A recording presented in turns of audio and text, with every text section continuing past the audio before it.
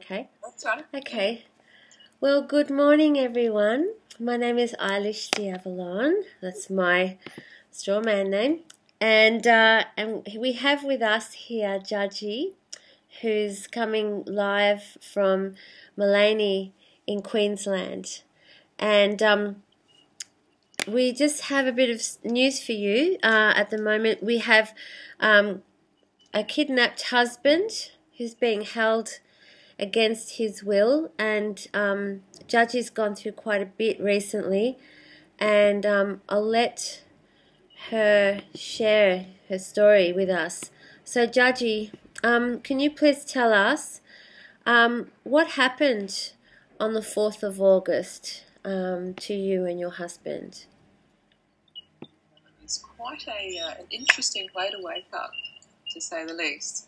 I thought, I just heard this massive crash bang, and I thought the cat had jumped up onto our crockery shelving and was sort of pushing glasses down, chasing a mouse or something. And I went to the bedroom door and sort of looked out, and this flash grenade went off, and these military guys, full military kit, like the helmet, the yellow glasses, their face were masked, you couldn't see their faces. Nothing on them said police. It was all camo gear, boots, these high-powered rifles with these silencers on the ends, and these torches coming out of where the rifle is, where they're obviously going to shoot you. And police raid, and I've got a t-shirt on, so I'm naked except for the t-shirt. So I've gone back into our room because there's no way I was getting on the floor out of our bedroom. I was going to go next to my husband, so I went back into our room, and by then I had a gun at the back of my head, and the guys had jumped over our bed, and Macca was already on the floor. He already had his hands behind his bed, behind his back, and these guys jumped and they put these plastic handcuffs on him, and I'm kind of getting on the floor. The dogs are going crazy. These guys are just screaming, crazy stuff. I don't even remember what it was, to be honest. It was, whatever it was. All I was screaming was because of my dogs. And I've heard so many terrible stories about, dogs being shot. So I just said, please shoot my children. Please don't shoot my children. Because I had one of them underneath me. We have 3 Jack Russells and a Bull Mastiff. And the Bull Mastiff and one of the male Jack Russells do have issues outside of crazy times like this. Yeah. And a little fight started between them. So my husband said very calmly, please, would you put the big dog outside? And these guys are kicking our dogs because they're Jack Russells. They're very excitable. These guys have just stormed into our house. Anybody that knows us and our dogs know that they're very friendly. They jump up, so they're kicking the dogs away, trying to get to us. And, it was the most horrendous, few minutes of my life. I grew up in Fiji where, you're prepared for this. You lock yourselves in, you have security, you live with bars on your doors. You're prepared for it. You grow up like that, you prepare for it. You come to a place like this, you don't kind of prepare for that, in your home. Anyway, by this time the guys, so anybody else in the house, and I said there were 3 kids downstairs. We have woofers. We're a farm, and we use volunteers to come and help. We provide. So we had 3 guys here, 2 French and a Australian guy, and I said there's 3 kids downstairs, and Macca said there's 3 20-something-year-olds, and I don't know whether guys left and went downstairs or whether there were guys downstairs. I think there were guys already downstairs because I think when they flash grenaded the front door, they flash grenaded all the 3 doors downstairs, which were glass doors to the entrance to the 3 boys' rooms. So they all got flash grenaded as well.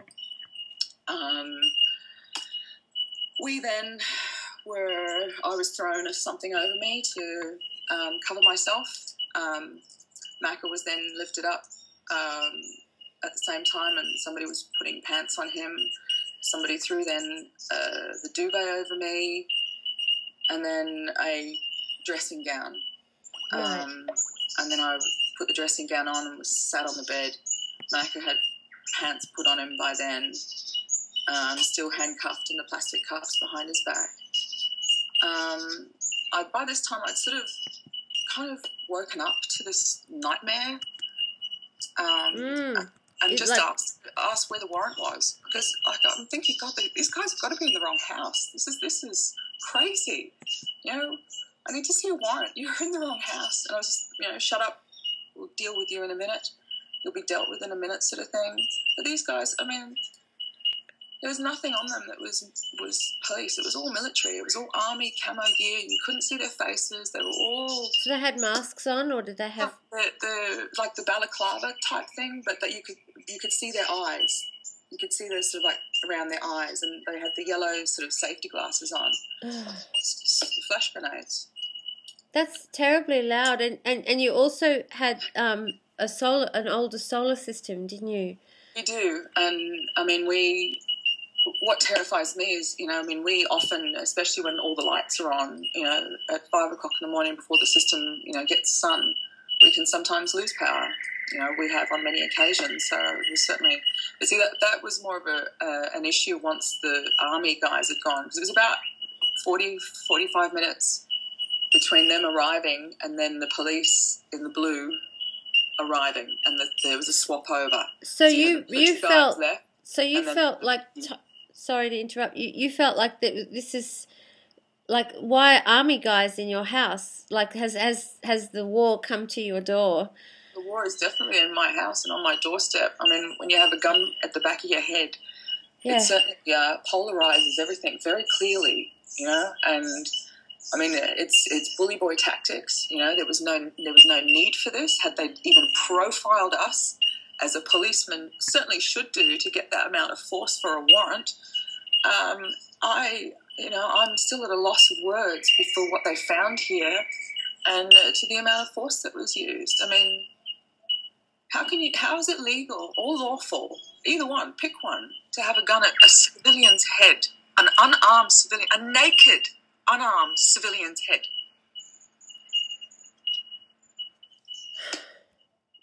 What threat are you? It doesn't look like you live in the ghetto, love. Looks like you live in paradise.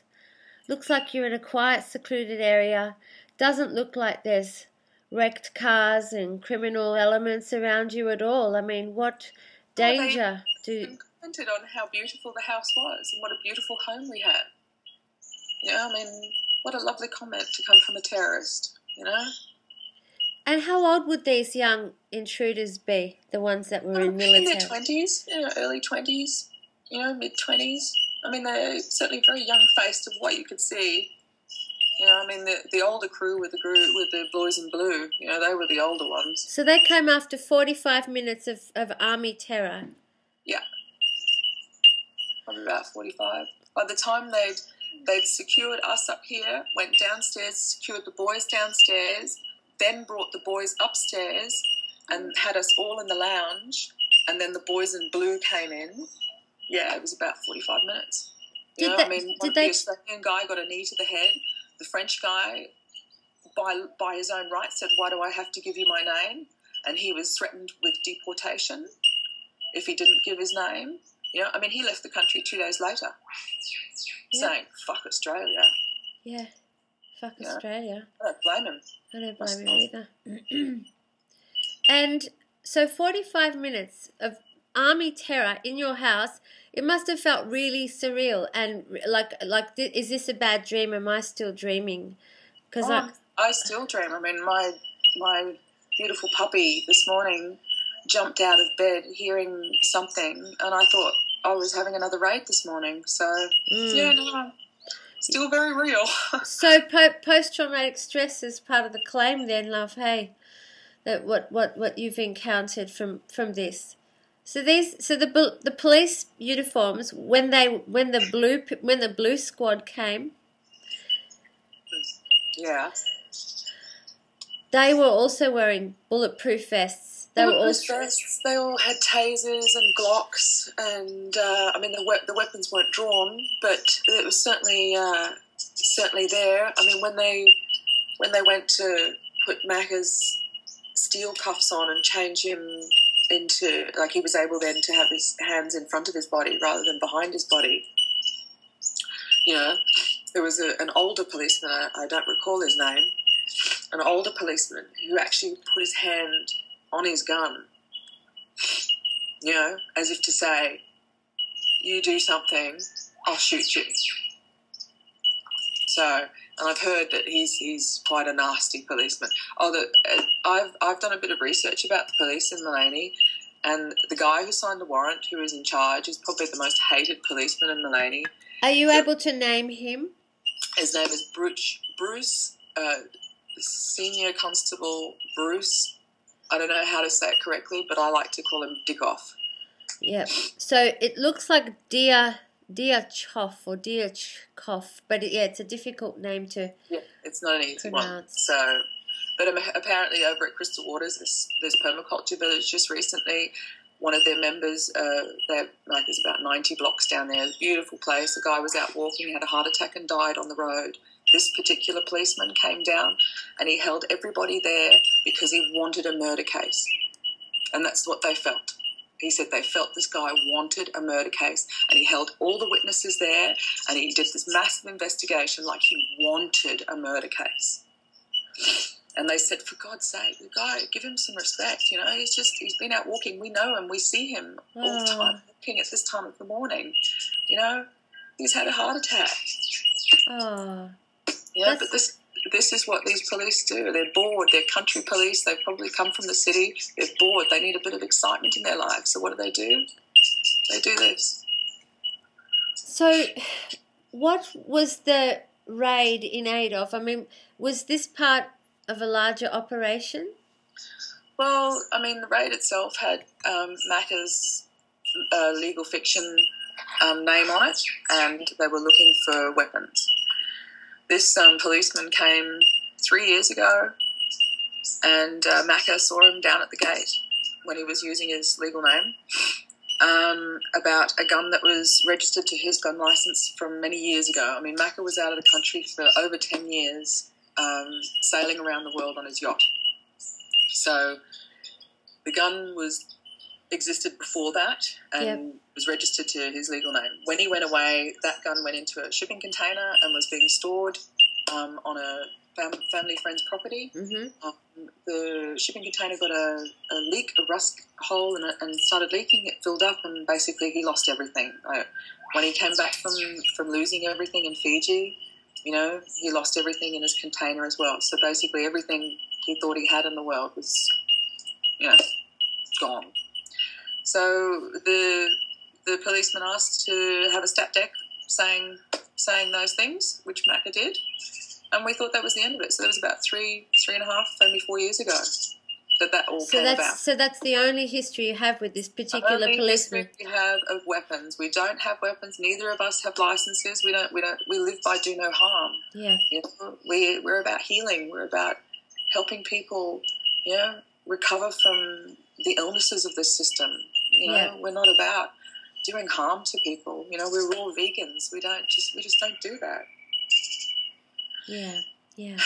You know, it's hard to, you know, I mean, but saying that, you know, I mean, now, you know, what do you do to protect yourself from this? You know, how do you protect yourself? We had medieval flails, you know, the stick with the chain and the ball on the end. They used to swing around, and you know, the knights when they used to do jousting and all that sort of thing. Yep. We had a couple of those, which are on the wall, up high, you know, so no kids or anything could get to them. Everything's up high. Yeah. Macca's 6'6", 6'5". So he's a big guy. Yeah. You know, I mean, no wonder they were scared of him. But he's a big teddy bear, really. Gosh. So, honey, back to the raid. Sorry. So this senior constable, unfriendly man who you've had 3 years ago, you had some history. He brings in the warrant, yeah? He was the one that issued the warrant, and he was in the officer in charge as well. He then said it didn't matter what Macca said because he would recognise him as a Queensland police officer. He would recognise Macca as the legal fiction. To which Macca replied, a fraud once revealed is null and void, non pro-tunc. And to which the officer said nothing, I don't think. But see, they all had this on recording, so we weren't allowed to record any of this. I mean, I asked this dick-off guy if I could record, and he denied me being able to record like 2-3 times, because I think I asked 3 times, because the magic is you have to ask 3 times. Oh, okay, so you tried that one? Yeah, no, it didn't work. Oh, as my I said, goodness. they do what they want, and they'll deal with the consequences of those actions, legality-wise, if and when people pick up a stink about it. You know, if you don't kick up a stink, you know, they get away with it. Well, they've had guns pointed at your heads. Your dogs have been kicked. Your residents have been terrorised. I mean, and the worst thing about these guys we had here, they were some of the best crew we've had. You know, these 3 woofers. You know, and sometimes, if you've had woofers before, sometimes, you know, it is difficult to get woofers. These guys were great. They were great. And it just, you know, it breaks my heart that they're in our house under our kind of protection as international guests. And one of them gets a knee to the head. One of them, you know, gets threatened with deportation. You know, and I have no control over that. Like, it's just so disabling that you can't do anything. Like, you're helpless in your own home. Like, it's just, I don't know words for it. It's just incredible. It really hits home for me. I have sons that age. Yeah. And as a mother, as an Australian, as a person that also wants to speak up for human rights, it just makes me shudder. I don't expect it in this country. My father came here as a Hungarian political refugee back in the early 50s, you know, 1951, to get away from that shit. Mm-hmm. To get away from it, you know. I don't understand it. I don't understand it. How can a military be more armed and more equipped on a nation that is being less equipped? You know, I mean, 20 years ago, they got rid of all the automatic stuff. I mean, that's mostly disarmed the nation. I don't get why they are arming themselves. I mean, there's no balance here. It starts with disarming the population, like they did with Port Arthur, Martin Bryant, when they set him up as a patsy to disarm the people. And, you know, it sounds like, without the media announcing it, of course, that we are under martial law, would you say? Oh, without a doubt. I mean, with that coming through my door and them yelling, you know, one of them saying to me when I'm in the throes of my terror, worrying about my dog, saying, please don't shoot my kids, please don't shoot my kids. And the guy taps me on the shoulder and says, you know we're the police. It's just like, yeah, that's why I'm terrified, mate. It's exactly why I'm terrified, because nothing on you says police. So police, but nothing says that. No. Did you ask? I mean, I guess it's 4:30 in the morning and you're very, very vulnerable. But did you get a chance to ask them for ID, who they were and who they represented? When we asked for warrants and when we asked for all that, we were just told to keep quiet and we'll be dealt with later. Basically, I think the army guys had no authority. They basically were the entrance key, so to speak, to kick in the door. Well, we've got an electric gate that was busted. Right. Because Robbo lives in a cottage Santo lives in a cottage down the block a little bit. So he's got his own little pad. So that was all smashed in. Our front door up here was smashed in. You know, I mean, they started tapping on walls, and I'm like, oh God, they're going to start pulling the house apart. Oh, but they didn't. I mean, I think by the end of it, I think even themselves were all looking at each other, going, why are we here? This is clearly not a bikie house. This is clearly not a meth lab. No. Why are we here even? So what did when Dickoff brought in the warrant, what did it say? They were searching for what exactly? Just for a firearm or major parts. Okay. and that Macca's legal name on the 29th of July, and the raid was on the 4th, on the 29th of July, possessed, like it was already a foregone conclusion, he possessed a weapon. So I don't know whether that's the weapon that Dickoff came like 3 years before he's talking about, or if it's a different weapon. Well, he's already signed a stat dec saying that the old gun, which was in the shipping container for 10 years, got rusted when it leaked. Yeah, I know. And the thing is, if he'd done his job, he could have gone down to the shipping container because it's still there, and had a look at the rust himself. He could have looked at it himself. Now you mentioned a wonderful friend of ours, mutual friend, brother Santos Bonacci, who's currently doing time, also been kidnapped, and he's here at Barwon Prison, a mere 15-20 minutes from my house. So he must have been extradited to get here, to land here. So shall we give a little bit of background about Santos and how he came to be in the cabin that also got broken into and he got kidnapped? I know Santo as Rob, so please forgive me if I call him Rob. Yeah, sure. We've known Rob as Rob for a while. Yeah. And Rob came to us. We sort of we had sort of backwards. My husband's loves all his work, and he offered him a place here because we have a little community that we want to sort of build here of like-minded people, and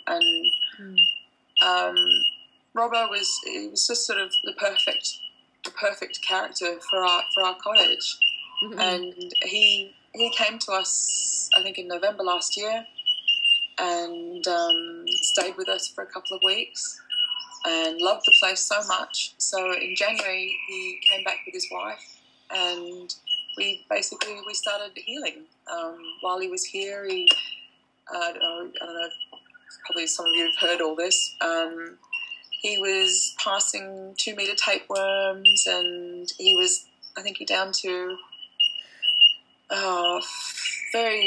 he'd lost so much weight, so we were trying to get weight onto him. So over the sort of last 6 months, he started to put on weight, and just was feeling really good. And he was an absolute joy to have around, as you can imagine. Yeah, we love him very much too.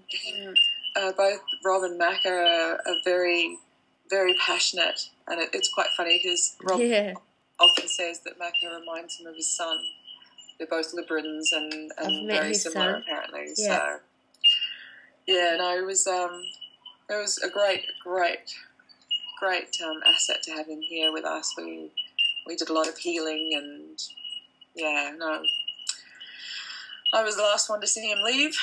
Oh yeah. Property. He because his wife was not here. She's down in. I think she was seeing her daughter.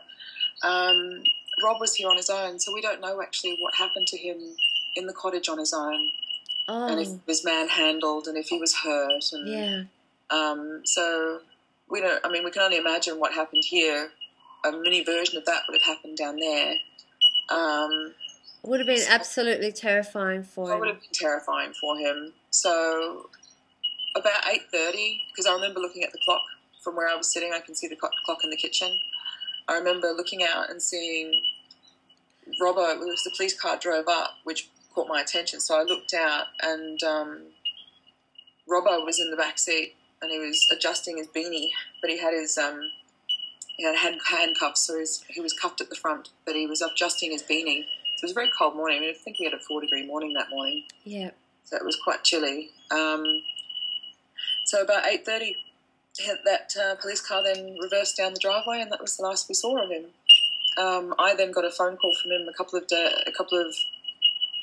days later, or a day later, and he was on his way to the airport with a couple of policemen being extradited down to Melbourne. So, and he just asked what was going on, and I just said, "Look, I've lit fires. What else can I do?" So, obviously then, didn't find weapons. I want to get into the Weapons. what No what weapons. um They I found want to. ammunition. I don't know what kind of ammo it was because it was old ammo.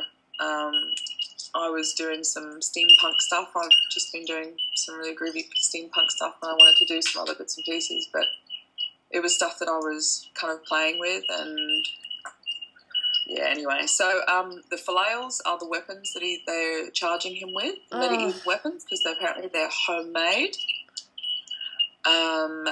We also have Fijian clubs on the wall. We also have Papua New Guinea clubs. We also have several machetes, which didn't get taken.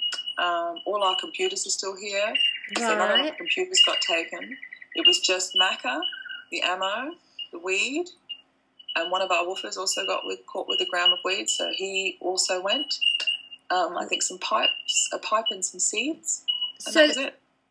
So they're holding your husband on those minor charges then? Well, no, because they're holding. See, because the thing is, what's happened is they've charged the legal fiction, but when they brought all those things out to Macca said, yes, those are mine. Yes, those are mine. Yes, they're mine. So they've charged the wrong person. Yep. They've now holding Macca, who's agreed and said, yes, those are all my things.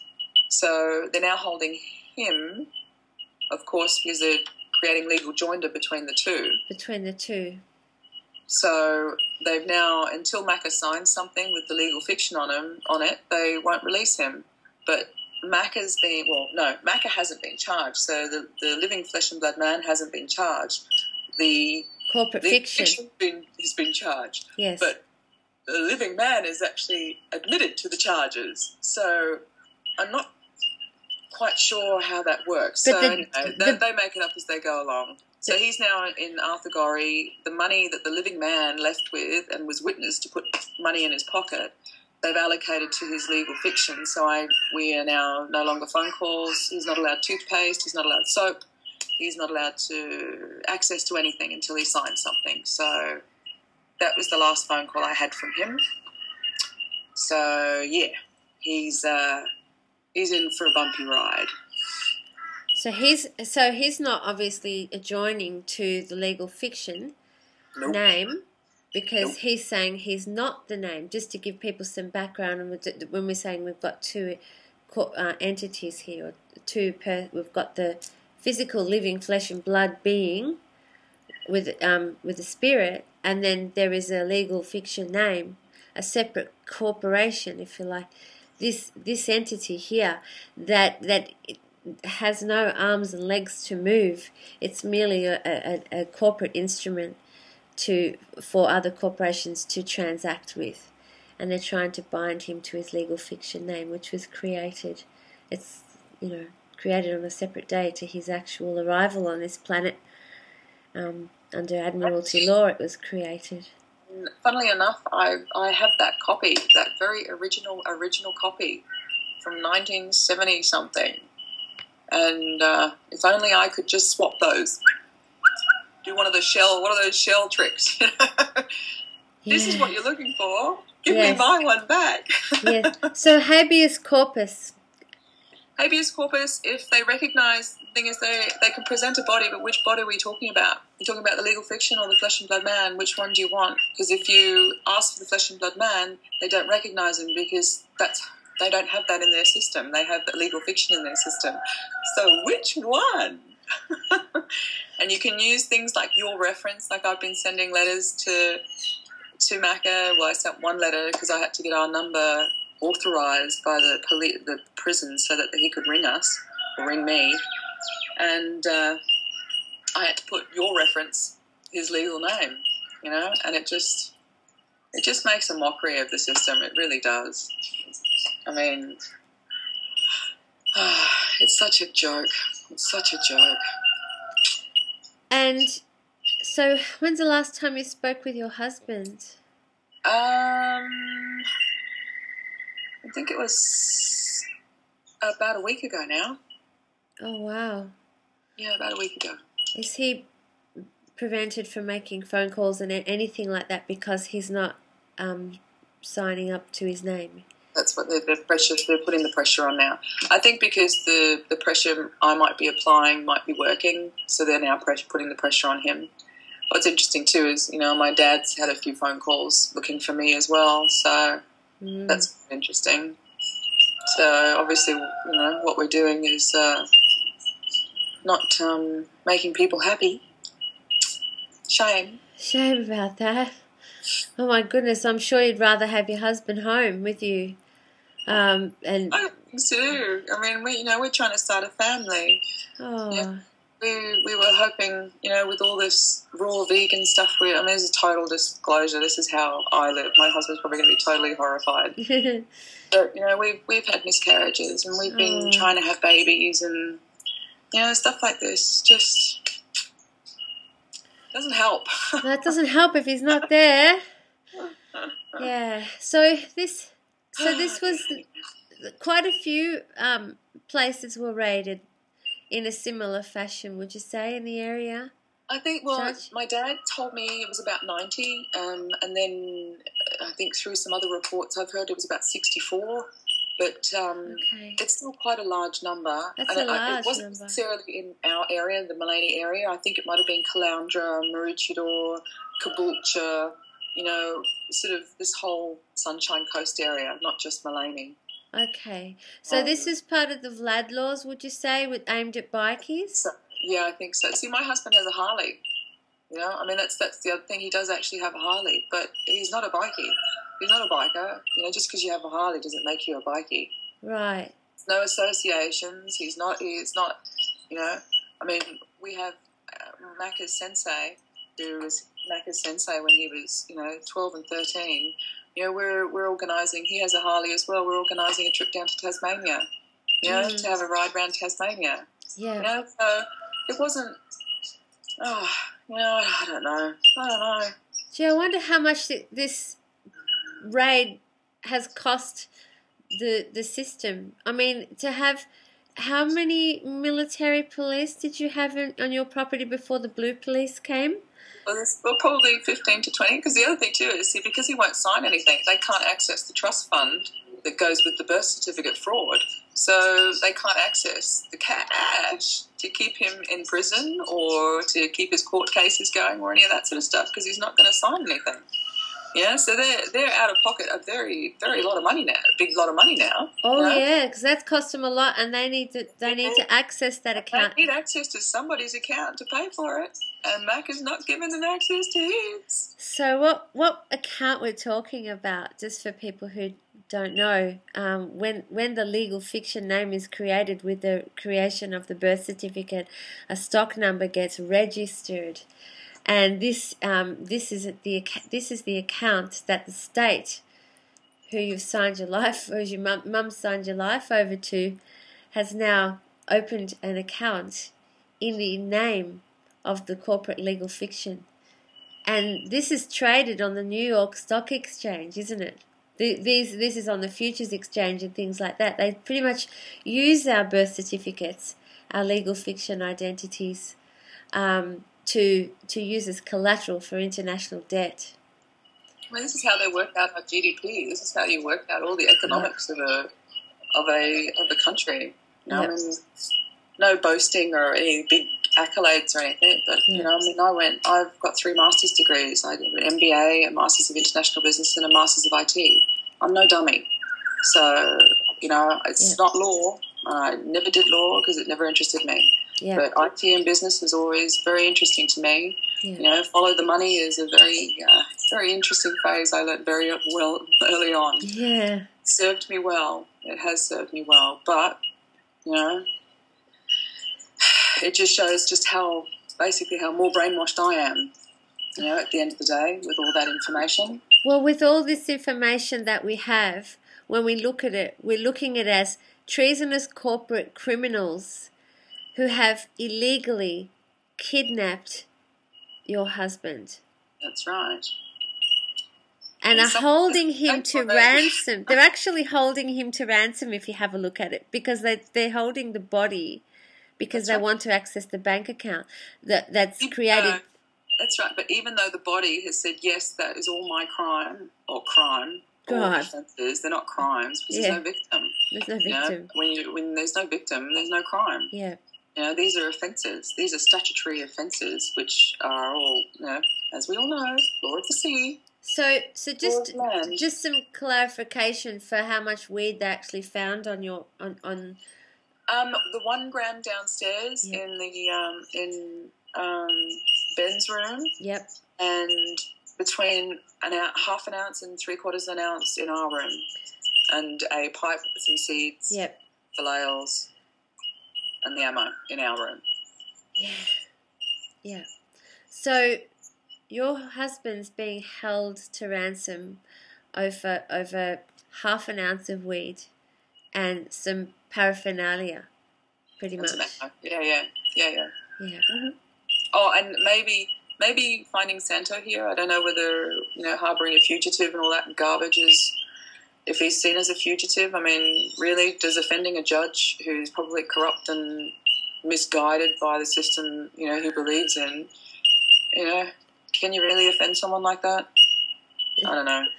So, just for some background history, Judgie, could you tell us what Santos did to offend the judge in Dandenong Magistrates Court? To be honest, I'm not really sure. I know that Santo knows that he could have handled things differently, but I do believe the C word was used. Right. Oops. I don't know how official it was. Whether I think it was an official letter. I'm not sure. I can't remember, to be honest. I do know that there was a judge who took offence to what Robert said, and I think it was contempt of court of some sort. I'm not really sure, to be honest. But I know a judge is very offended by Santo, and that's why Santo's doing this little stint that he's doing now, the 34, 35 days that he's got to do, is because the judge is very offended. So he'll do his 30, 40 days, and then he'll come out, and then he'll have a chance to do something about the tolls. So what he's in prison for now has got nothing to do with the tolls. It's actually to do with the judge. See, I didn't know that, Judgie. So thanks for clarifying that, because a lot of us were under the impression that somehow the Dandenong Magistrates Court, which had given a receipt to the bill of exchange that Santos wrote as payment for the unpaid tolls to the mafia family that owns Eastlink,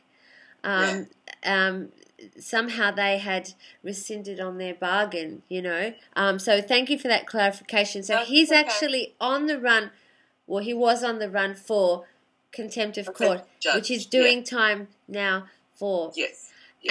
But the good thing is, see, I thought he was in prison. This is why I'm really happy that we're having this conversation. We can share this with other people.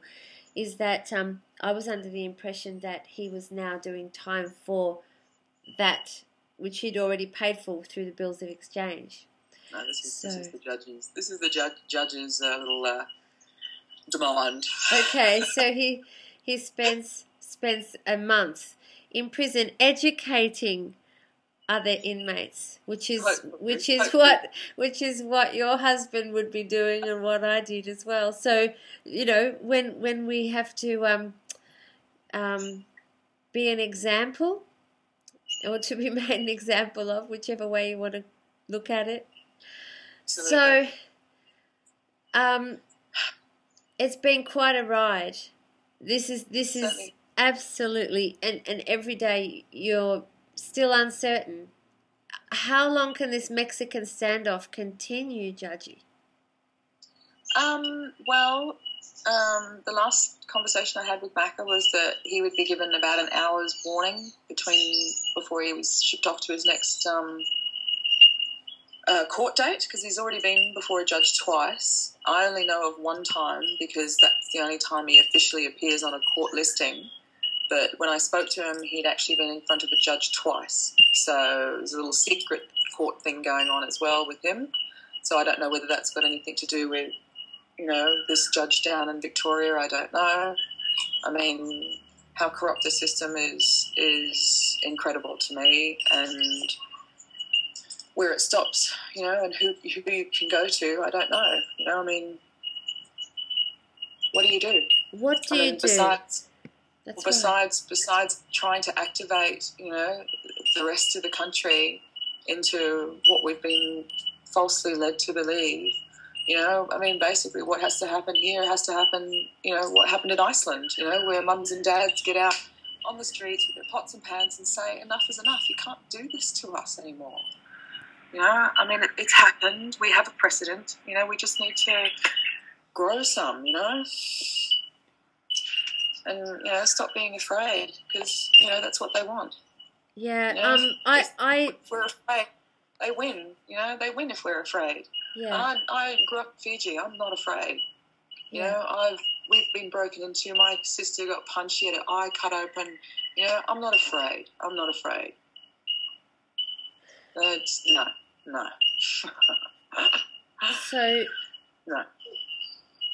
So what next? What do we do next? I mean, habeas corpus, nothing, nothing's... the habeas corpus I'm not so convinced about, because, again, you're just using their systems, I mean... Yeah. I think the main thing is to get him into a court, Macca into a court where he can be heard as a living man. He's got to stand in truth, who he is and who he believes he is and who I believe he is and who, his dear loved ones believe he is. I mean, you can't just from one person, and he is a person, this Bruce Dickoff is a person because he's living in usufruct and he is living his mask. So, people like that, he's the worst one because he's the one we have to awaken most. And it's the struggle between knowing and believing. They don't know what they're doing is wrong. They believe what they're doing is right, but in their belief, it's a big lie.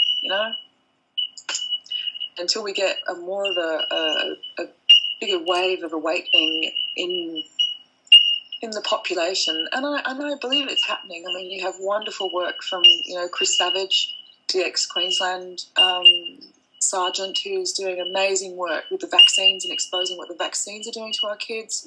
You've got the ex-New South Wales copper, Mike Palmer, who's doing all the stuff he's doing with Know Your Rights great. movement and getting all their stuff out there. I mean, there are great guys out there, but they're no longer coppers.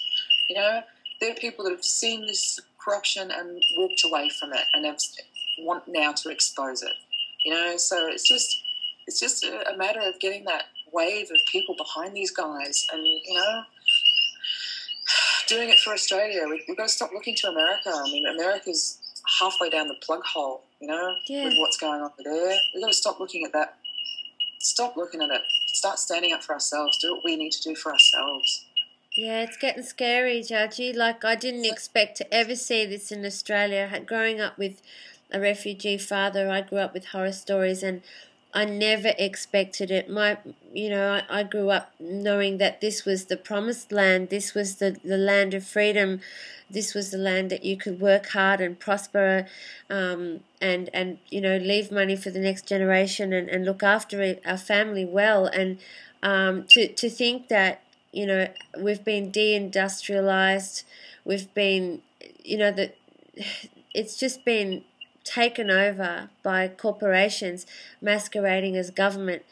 Absolutely. And the thing is, we do have a constitution which protects us. I mean, yes, it's based on the fraud of the Crown and all that other stuff, but based on their law and what is in this country, we do have, a fair go. This Aussie fair go thing is a real thing, and it comes from our constitution, and if we can get back to the original idea behind government, not necessarily the mind control government, but, a caretaker, somebody who takes care of the resources for the people, something that's, almost like jury duty, where you get 12 men and they all have to go in every week and run the country. Yeah. It's like jury duty. But you know what? I'd like to see the grandmothers in that jury. I'd like to see a bunch of 7-year-olds tell us how they want the world. Absolutely.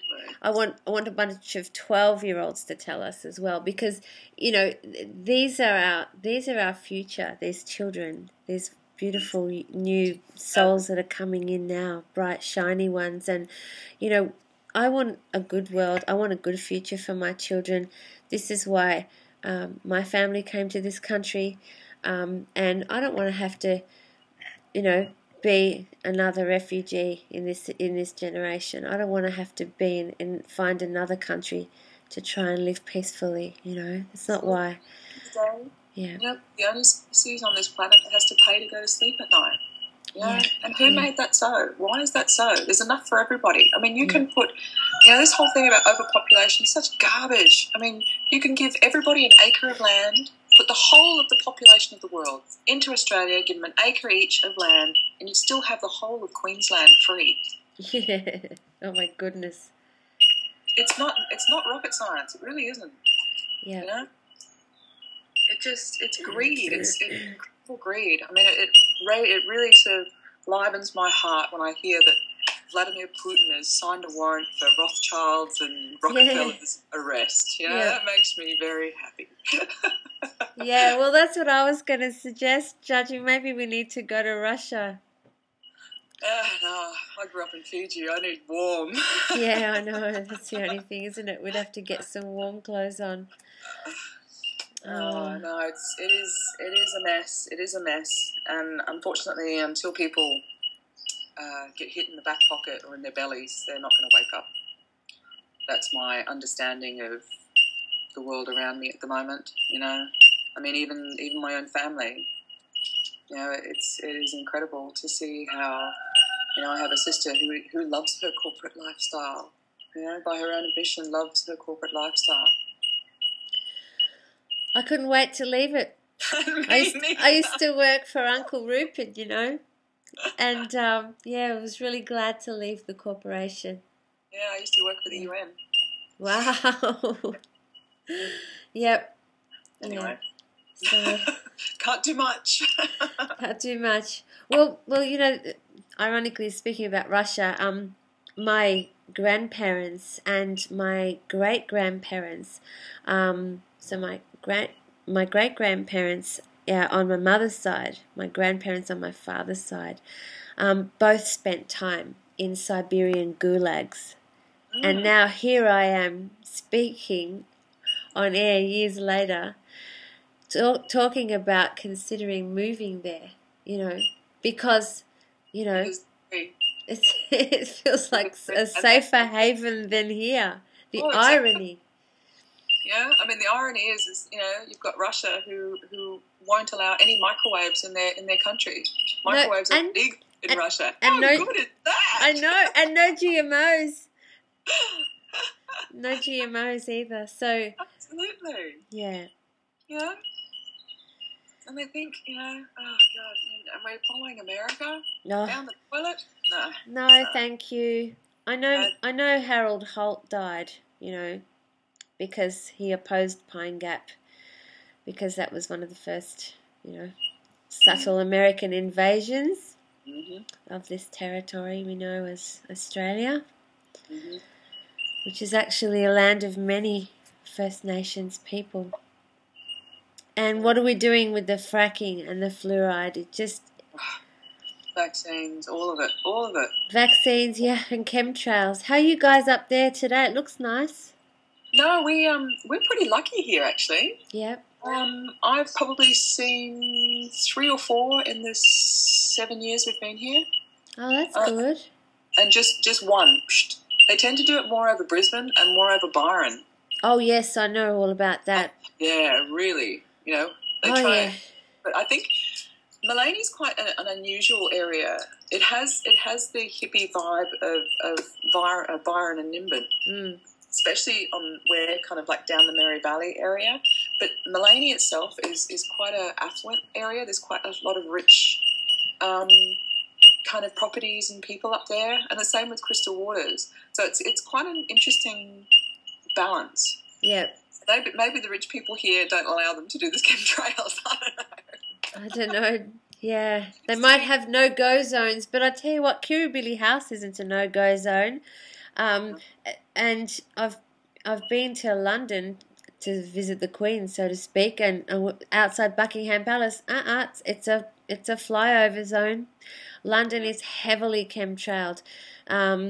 Glastonbury, Stonehenge, heavily chemtrailed. And up, like just looking around the world where I've been, some of the places that they're chemtrailing really heavy, California, and then you've got the east coast of Australia, which I've seen, heavily chemtrailed, particularly, as you said, the Bar and Nimbin area, because so many of the organic farmers are there, Yes. and now they've just fracked the Great Artesian Basin as well, which is another travesty, and they've just started to fluoridate the Lismore area.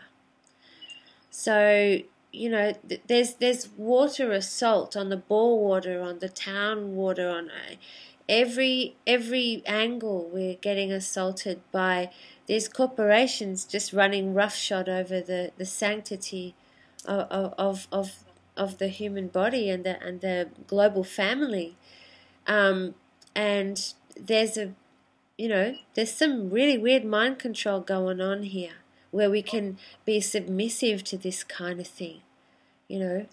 What's it going to take? Now we've got beautiful, peace-loving, quiet, educated, healing-oriented people like yourselves getting raided, the doors kicked in, flash grenades, guns to the head at 4:30 in the morning, terrorizing people when they're asleep, terrorizing and assaulting their dogs and the people in the house. This is our families. These are our friends and brothers and sisters. These are our neighbours. And one day, if we don't speak up now, it could happen to us. And very easily, because the warrant that was allowed to execute that amount of force was signed by a JP, not a judge. And I don't know what kind of evidence was given for a JP to sign a warrant allowing that much force on a home. I mean, there's got to be some serious evidence, and from what I gather, there's none. This is basically a copper just saying, I want that warrant signed. I mean, we have a friend of ours who was over at Crystal Waters. He used to be a JP. He said he doesn't want to be a JP anymore because the police apply so much pressure to get warrants signed so they can do their bidding. And that stuff that judges won't sign, they'll push and push, so JPs sign them. They're not even getting judges to sign this stuff. They're just getting JPs to sign it. I mean, that's when it becomes dangerous because, on a tip-off, somebody's called and instead of getting number 8, they say 9. They've got the wrong house to start with. They come through your door. They put guns to your head, to your children's head. Something goes wrong, they shoot. You don't know. I mean, I don't know whether they were loaded weapons. I don't know. I can only imagine they are. If they're going into a raid thinking that there are bikies and meth labs and things like that, of course you're going to go off shooting guns because that's the perfect thing you do around a meth lab. I mean, it makes no sense. They're just being bullies, and the thing is, there's no protection for us. I mean, if I have a problem now, I mean, I've got a gate that doesn't work, a front door that doesn't work. I'm vulnerable now to all the other elements. Yeah. And who do I ring if something happens? Them? No, they put me in this position. Who do I ring now? Yeah, who do you ring now? This can be anybody. This could be anybody. This could be my sister. This could be my father. Yeah. I have an aging father that they could have done this to. It's a tip-off. It's somebody, what about that lovely lady that was just released from prison just recently, 10 years in prison, and she's innocent? From a policeman who had some sort of vendetta against her. I mean, this policeman ordered a hit out on her in prison. She was in prison for 10 years. The people who were were trying to kill her then became her protectors. Because they realised how corrupt the system was and that they were working for the police. Yeah. This is all just come out in the news in the last few days. I mean, it's ridiculous. It's ridiculous. People have got to wake up. We can't have this happen to us. We just can't have this happen. We, the people, this is where the power comes from. You and I make up we. We, the people, are the ones that pay their wages. We're the ones that dictate to our representatives what we want to happen in this world. It's our will that makes this country work. You know, it's our energy, it's our life force, it's everything. You know, we can't be treated like animals when we're giving everything we have into this system. And they treat us like animals? No. It's all wrong. It's all wrong. It's all very wrong. And it can happen to any of us. Yeah. I'm not special. What's happened to us is not special. You know, that's the worst thing. This has happened to a lot of people. I'm lucky that I have a friend called Santo who has, you know, an amazing following. You know, at the end of the day, if we didn't have Santo, you guys wouldn't be hearing about this. Yeah. You know, so... Yeah. Oh, well, I wish him all the best too. Exactly. I'd like to find out how he's going as well, so I might see if I can talk to Hiromi or his niece or someone like that, and just find out how he's going as well. And I'm so sorry to hear that you're still without your husband, and we're now into 3 weeks. Yeah, it's Tuesday, so yesterday was 3 weeks yesterday. Yeah.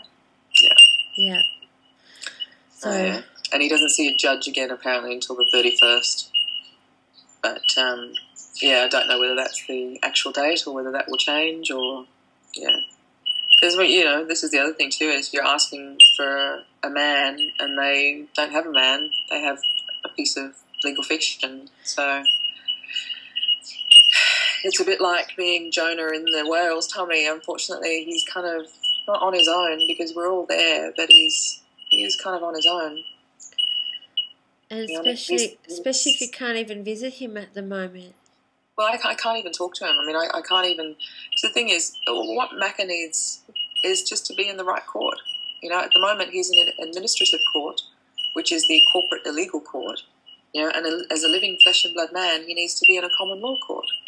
And they won't give him that right. So they're basically denying his right to a fair and just hearing, you know?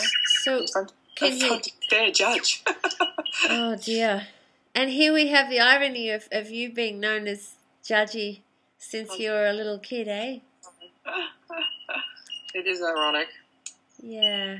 Maybe we need to have our own common law. A judge too, I think it was. It was the Rowan and Martin Laugh and Sammy Davis Jr. and Goldie Hawn, and they used to do like little skits and stuff, and they used to say, "Here come the judge, here come the judge. Look out everybody, because here come the judge." And I think it was Sammy Davis Jr. and he used to do this funny little thing. Yeah. Nappies, learning to walk. I used to do this funny little thing. Yeah. So that was me. Judgy it became. So maybe we need to have our own civilian common law court, you know, establish our own and bring them into common law territory, actually convene it. Perhaps that's what it takes, you know, if we take up the Constitution. Absolutely. Because the power has always been with the people and the power shall always remain with the people. And all we need to do is uphold the Constitution and demand that our legal representatives uphold the Constitution, uphold our basic human rights, and recognise once and for all that we are aware of the game and that we are not the name. That's it. Yeah. Well, thank you so much for your time, Judgie. Please let me know if there's any movements at the station, so to speak. Oh, of course. I update everything on Facebook. I mean, I hate Facebook. I know what it's all about. Yeah, it's great surveillance, isn't it? Yeah, it's great surveillance. But at the end of the day, we have nothing to hide, you know, and we're doing, you know, Macca's doing this for all of us, not just for him. You know, I mean, the more people learn about the legal fraud and the more people lose the name, you know, the more people will win the grand game. You know, I mean, this is what it's about. It's just about standing strong and also invoking the right courts by saying the right things. You know, unfortunately, we do have to be smart. You know, you can't just stand and say, I'm not that man, I'm this man, because, you know, yes, there's legal contracts and there's other bits and pieces, you know, that they can throw, but at the end of the day, you know, it's all about whoever's saying what you are is what you are. There's no proof of claim that he is the legal name. Yeah. He doesn't have permission to use it. So anyway, I would keep going around in circles. Just a question on that name. Has he done a declaration that he is the general executor of the estate known as Macca? No. Okay. Okay. No. We, as I said, we have just not got to ourselves into that sort of position. We were putting all our ducks into line, but unfortunately, this happened about 3 or 4 months. Bit too early. Yes, yeah, a bit too early. Oh gosh. Well, look, we're all of Australia's with you. I first brought this to people's attention on public air level on Nimbin FM radio a couple of weeks ago with David Peace One Love on the Magic Carpet Show, and I continue to spread this story and your what's going on, because this does feel like martial law. Military police is not what you expect in a quiet, peaceful, pristine, lovely organic properties such as yours, Judgie. And I mean, what will it take for the people to wake up? Tanks rolling into the street? What is it going to take? And so I think we all need to take a big look at ourselves and realize that there are warrantless searches. There are false warrants like the one used in your raid. There's people found with a bud in their pocket being treated like that. People scared, animals and women abused, half naked, half asleep, people being manhandled. And what is it going to take? This is happening to our neighbours, our friends, our families. And it's a very rude way of waking up in the morning and having your husband kidnapped. So spare a thought and say a prayer for Judgie and her family, and also to Santos Bonacci and his family that are currently doing it really hard at the moment. And I wanted to thank everyone for their time. How can we help you, Judgie? Is there any way we can help you in this matter? What would you like to ask people? I think one of the last conversations I had with Macca was, I think he just wanted to see a full court. So for his appearance, just to have people there, so when he can look around and see faces with an empty, he knows, he's not alone. And probably feels very happy there at the moment. So can we write to him in prison? Well, not really, because of the legal name strawman thing. There is a radio station called 4ZZZ, and they do a radio program on Monday nights, I think from 6 to 8, called Locked In, and they do a show where they letters and stuff and shout outs are read out to people. Right. So perhaps some emails to Locked In, I think it's called, on 4ZZZ, to get to get the message out. I mean, I've written a few. The first Monday Macca was away, they read my email, but last week they didn't read any of my emails. Mind you, it was probably because I was trying to educate people about what was going on. But they're now no longer reading my emails to Macca, so I'm not able to get any messages across to him now. So any sort of emails or things that can be sent to, say, 4ZZZ or to Arthur Gorrie, Correctional Services, about living man, and that they're holding a living flesh and blood man and how illegal that is.